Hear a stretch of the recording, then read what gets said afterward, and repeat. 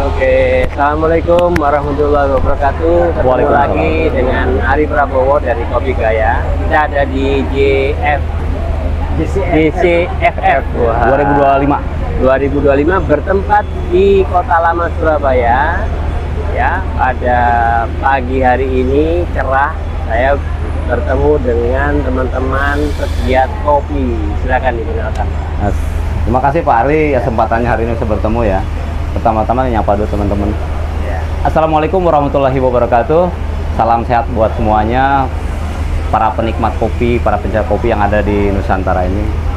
Perkenalkan, pertama-tama kami perkenalkan, biasa sebut Kang Maman, salah satu penggiat sekaligus petani kopi di daerah Banten, tepatnya di daerah Juhud, Kelurahan Karangtanjung. Kami berada di Kota Pandeglang. Kami berkiprah di dunia perkopian hampir dari mulai tahun 2018 sampai saat ini 2015. Itu Pak Ari. Kang Maman dari Banten. Yang kedua, kalau Kang Maman itu lebih awal memang. Kalau saya mulai dari tahun 2022. Sebenarnya ini kolaborasi. Kalau Kang Maman itu jagonya di proses kopi. Ini kayak kuncinya kopi ya. Sehingga kopi menghasilkan kopi yang bagus. Dan saya mulai dari tengah sampai hilir. oke, Pak siapa? Pak Beni. Om Beni. Saya dengan Kang Maman ini bukan perlu berteman, ini sudah mungkin lebih dari 20 tahun. Bersahabat. Dipertemukan lagi gitu ya. Jadi kopi itu mempertemukan, Om. Iya. Dan membentuklah sebuah kolaborasi. Nah, branding yang diangkat satu apa dua itu? Satu aja Pak. Satu, apa namanya nih? Kami mengangkat daerah Kabupaten Pandeglang Pak ya, karena misi kami adalah bagaimana kopi di Banten ini umumnya dan khususnya di daerah kami Kabupaten Pandeglang, kami dari dulu punya mimpi untuk memperkenalkan kopi Banten. Ya. Jadi kami selalu mengusung teman-teman ini semuanya dari kopi Banten menjadi satu. Nah, Banten ini kita usung di 3 kabupaten saat ini, karena kopi berada di kabupaten biasanya. Iya.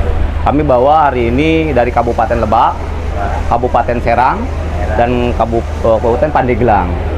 Luar biasa hari ini di JCFF 2025 ini sejarah buat Banten. Kenapa? Karena kami petani penggiat kopi Hadir semua ya? itu hadir semua. Dan ini luar biasa karena ini rintisan tahun 2022 Om. 2022, 2023, 24, 25. Berawal dari 2 orang.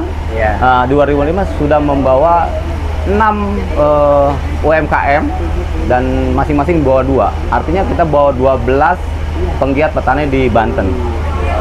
Luar biasa, kami berterima kasih nih kepada Bank Indonesia. Jatim selalu mengundang kami Pak. Ya, nah kopi Banten ini variannya apa aja? Om, kasih Om. Silakan. Jadi alhamdulillah sebenarnya variannya banyak ya. Ya, Itu terutama dapatnya dari mana? Kita ini kan Jenis Om, jenis. jenis kopinya ada 4 macam ya. Ada Arabica, Liberica, Robusta, dan Excelsa ya. Satu lagi Purpurasen. Purpurasen ya, ada satu lagi. Ya. Jadi yang pemasok utama yang kita utama adalah Robusta. Sedang kita budidayanya ada 2 macam lagi, Liberica dan Arabica. Terutama tahun ini nih yang kita kenalin apa kan? Tahun ini kita angkat si Liberica ini Pak. Liberica Oke, ini. apa benarnya nih? Teh, ini sangat menarik. Silakan. Karena ternyata kan setiap daerah itu kopi itu kan sama aja kopi. Ya. Tapi ternyata setelah kami dengan sahabat-sahabat kami di Kopi Nusantara ini semua punya ciri khas Om, punya karakter. Nah kebetulan kemarin nih Liberica ini sudah dikurasi ya. Ini punya nilai sekitar 82,28. Alhamdulillah punya karakter Banten ini adalah gula tebu yang direbus setengah matang, jadi seperti kayak karamel lagi, kayak gula lagi. Dan ini menjadi ciri khas untuk daerah Banten sendiri karena Banten itu cenderung dengan manis gitu kan. Timbul selalu adanya gula aren dibakar, gitu. Kemudian ada karamelnya, tebu yang direbus. Nah ini menjadi salah satu ciri khas daripada kopi di Banten, baik itu nanti dari segi rasanya ya. Ya, dari segi rasa dan aroma juga menarik. Aroma ini lebih kepada ada coklat, kemudian nanti kacang-kacangan, kemudian ada yang tadi karamelnya, kemudian ada vanili sedikit. Dan ini yang lebih unik lagi di Pandeglang itu salah satu ada pandan. Nah, Liberica sendiri areanya berapa? Nah, area saat ini kami lagi pengembangan Liberica khusus di daerah Citaman Lawang Taji ini. Kami punya satu demplot itu sekitar 500 meter. Itu kita tanam dengan kopi Liberica. Alhamdulillah tahun ini Jatim sebenarnya istimewa. Panen pertama kita bawa ke Jawa Timur. Berapa kapasitas sekali panen? Tahun ini saya 10 kilo, Om. Hanya 10 kilo. Karena kami baru nanam pertama. Insya Allah untuk Banten 2-3 tahun lagi lah Insya Allah. Tapi kami di sini bertemu dengan teman-teman dari Jambi, kemudian dari teman-teman dari Wonosalam. Itu kan para teman-teman petani yang memang lagi meneliti atau mengembangkan kopi-kopi Excelsa. Kami diskusi banyak di sini dan ternyata kopi itu tetap punya karakter masing-masing. Gitu, Om. Nah, untuk legalitas nih apa saja yang sudah dimiliki nih? Alhamdulillah kalau secara legalitas komplit semua, Om. Dari mulai halalnya, GRT, kelembagaannya. Karena kami didampingin Bank Indonesia bukan 1 bulan 2 bulan atau setahun 2 tahun. Kami sudah hampir menjalankan 4 tahun saat ini. Jadi untuk legalitas insya Allah, Om. Karena biasanya kita tempuh dari legalitas dulu. Tapi ada satu yang harus kita perjuangkan, Kang, yaitu apa itu, kan? Oke. Cuman saat ini, Pak, kami berharap banyak gitu kan. Karena Banten ini kan kita selalu memperkenalkan daerahnya. Selalu ditanya asal usul bibit kopi. Selalu ditanya asal usul dari mana biji kopi. Nah, kebetulan kami sudah hampir 5 tahun ini. Semoga dengan progres ini bisa tersampaikan inspirasi Kang Maman bahwa kami ingin mempunyai teritorial atau identitas yang melindungi hak geografis kami. Karena ini sangat penting di saat kami saat ini berevent di Nusantara. Selalu ditanyakan bibit kopi ini dari mana. Nah, kami perlu perlindungan geografis saya. Itu namanya adalah indeks geografis. Ini harus segera kita bisa duduk bareng untuk dapat Banten ini mengeluarkan salah satu indeks geografisnya untuk mewakili provinsi Banten, bukan hanya Pandeglang, tapi include ini akan mengangkat identitas kopi Banten. Karena selalu kalau di kurasi itu kan selalu naik jenis, varietas, asal, usul. Nah, ini kami yang harus perjuangkan ini, Pak. Mudah-mudahan dengan Pak Ari proses ini bisa tersampaikan. Mimpi-mimpi Kang Maman. Kemasan satu apa ada varian lain kemasannya? Kalau di kemasan ini kan kami bukan hanya di penggiat kopi, Pak. Kami membina beberapa UMKM. Jadi kami sebagai petani hanya pemasok bahan baku, Pak Ari. Berarti yang dijual di sini satu kemasan? Satu bahan baku, bukan kemasan. Kemasannya banyak UMKM, Pak. Kemasan jualnya ini? Jadi gini, Kang Maman dia memproduksi green bean. Green bean saja. Ini tugas kami yang di tengah sampai hilir untuk mengemas. Berapa kemasan, Pak? Kita ada kemasan eksklusif ya, seperti spesial edition untuk pameran. Itu yang kaleng-kaleng kayak gini ya. Ada juga kemasan pouch, ada yang drip. Harga berapa, Pak? Kalau yang dijual di sini? Kalau di sini yang ini 100.000 yang untuk 150 gram. Yang itu 65.000. 65 itu isi berapa? Kalau yang 65.000 itu isi 150 gram, 50 gram, 120 gram. 120 gram. Luar biasa. Jadi itu Pak Ari tadi mungkin saya luruskan ke teman-teman bahwa kami kan petani. Kami hanya memproses biji kopi sampai green bean. Green bean ini kami berdistribusikan kepada UMKM. Jadi kalau ditanya tadi Maman produk berapa kemasan, saya nggak tahu karena UMKM yang memproduksi itu. Tugas kami hanya ini kolaborasi yang menarik karena biasanya kan petani habis itu lost kontak dengan kegiatan berikutnya. Nah, ini kan masih satu ekosistem. Nah, ini yang belum ada nih. Ini menarik gitu. Karena kita punya kawasan hutan. Kami dengan Kang Maman ini menggagas sebuah acara namanya Kopi Trip ya, Kang. Kopi Trip. Di mana para teman-teman kami, mitra-mitra kami yang beli green bean dari kita undang. Ada kedai gede, kafe-kafe besar di Jakarta, Jabodetabek khususnya. Kita undang ke hutan kami. Kita trek sambil melihat ini loh asal usulnya. Jadi storytellingnya muncul kan. Betul. Jadi kan orang-orang bule itu juga suka sekali storytelling. Jadi Justru, yang harus banyak diceritakan. Dengan berjalannya waktu ini kan petani ini kan juga punya sedikit harapan, Pak ya. Jadi Jangan berpikir bahwa petani itu kan harus mengolah dari biji, kemudian di roasting sendiri, dijual sendiri. Itu tidak mungkin dilakukan seorang petani gitu kan. Tapi kami harus belajar hulu sampai ke hilir. Kenapa? Agar bisa menyampaikan produk sendiri. Dan ini Pak Ari, ternyata selama kami dari tahun 18 sampai 2005 ini, dengan berjalannya waktu, akhirnya desa kami menjadi satu desa wisata.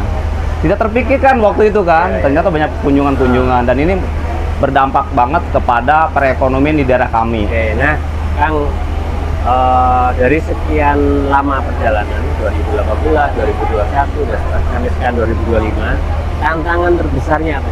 Oke, tantangan terbesar adalah bagi kami adalah SDM ya, mindset, pola pikir. Betul. Karena mereka harus meninggalkan kebiasaan lama dengan baru. Jadi kami harus sabar mendampingi para petani agar mau merubah pola lama ke pola baru. Nah, itu menjadi tantangan dan ini menjadi challenge kami, dan ini asik kami lakukan. Nah, kalau itu Om. apa-apa. Betul, kata Kang Maman. Nah, sebenarnya Kang Maman memberikan misi ke saya, Om, tolong ubah mindset para petani. Terutama ini ya, sepengalaman Kang Maman, mereka tadinya membina berapa, 30 orang. Akhirnya tersisa berapa kan? Dari sortasi alam ya, dari 30, 10, kami hanya cuman tersisa 5 orang. 5 orang. Tapi itu sudah jadi semua. Dan bisa menginspirasi desa-desa yang lainnya. Jadi memang harus kita seleksi secara alam, dan ternyata yang kuat, yang 5 ini yang solid gitu. Yang tahan banting Om. Siap. Tahan banting. Jadi memang SDM. SDM ya. Kalau masalah perlengkapan itu insya Allah datang sendiri dengan datangnya BI ini. Iya. Mereka tinggal nanya ke kita butuh apa. Jadi yang kita butuh SDM. yang terpenting itu adalah ilmu. Ya. Ilmu. Nah, yang berikutnya kita ngomong tentang 5 tahun ke depan nih, apa rencananya dari tim? Oke. Kami dari dulu tetap konsisten untuk mengangkat kopi Banten ini sampai pada puncaknya. Goal kami adalah bisa ekspor Pak ya. Bisa ekspor dengan catatan kualitas yang diterima oleh pasar. Segmen pasar kami itu di tengah ke atas. Jadi kami punya misi ke depan atau harapan bahwa Banten ini memang harus ada sebagai apotekernya Pak. Obsteknya. Artinya kita akan membuat satu kelembagaan yang tergabung dalam komunitas kopi yang Banten ini, bisa tergabung dalam kualitas kopi yang punya standar. Jadi standarnya kita akan adakan di SOP tadi Pak.